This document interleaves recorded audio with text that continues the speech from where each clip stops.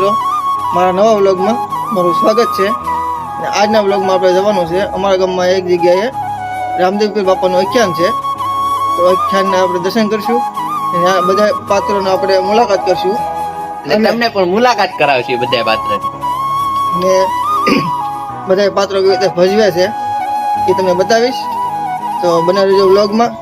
તો હવે મિત્રો બધા મિત્રો સમજે ને બધા અમારે બધાને જવાનું છે આખ્યાન જોવા. તો બનાવી રહેજો વ્લોગમાં. હવે અમે નીકળીએ છીએ.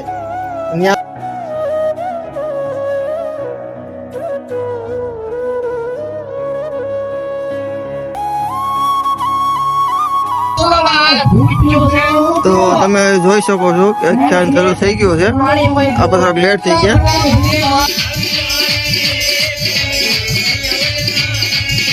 તો મિત્રો આપણે આવી ગયા છીએ આખ્યાન જ્યાં રમાય છે, ત્યાં ચેન્જિંગ રૂમ છે ને ત્યાં આપણે પહોંચી ગયા. અમારા ગામનું ગ્રુપ છે. પાત્ર છે અજમલ રાજાનું. બાજુમાં આપણે અજમલ રાજાના સતી એના પાત્રની મુલાકાત કરીએ.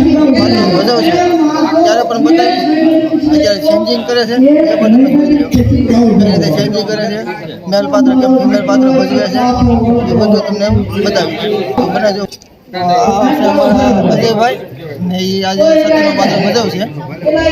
તો અત્યારે ચેન્જિંગ તો બધા ચેન્જિંગ કરીને ઊભા છે. પાત્ર ભજવવા થાય છે ત્યારે પણ આપણે એક મિનિટનું સીન લઈશું. જોઈએ અજયભાઈનું પાત્ર કેવું જોરદાર છે.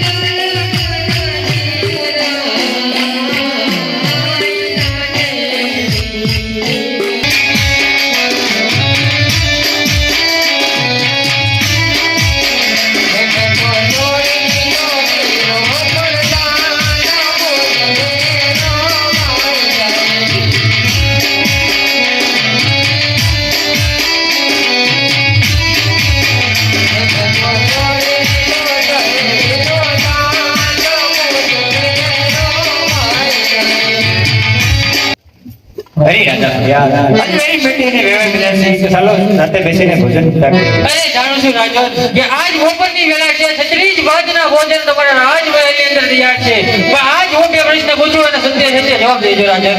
અરે હાર અરે રાજન આજ દીકરી વેળાતા આપણી આંખમાં આટલા આંસુને ધાર શા માટે થઈ રહી છે? અરે રાજન કયો બાપ એવો હોય કે પોતાની દીકરી વળાવતી વખતે એની આંખમાં આંસુ ના હોય? અરે રાજન એ તો અમે પણ જાણીએ છીએ કે દીકરી રમતી હોય કે રિયાની દરેક બાપની આંખમાં આંસુ જોઈ છે પણ તમારી આંખમાં કઈ અલગ જ આંસુ દેખાઈ રહ્યા હતા. માટે મને એ કહો કે તમારા દીકરા કેટલા અને દીકરી કેટલી? અરે રાજા ભડિયાર જો આ દીકરા દીકરીની વાત કરતા હોય તો મારે લાચાર લક્ષ્મીની સગડા ત્રણ ત્રણ દીકરી છે મારે દીકરો એક પણ નથી. અરે